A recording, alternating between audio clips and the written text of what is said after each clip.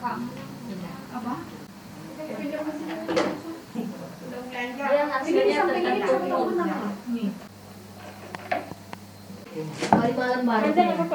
Panjang apa nanti bisa di.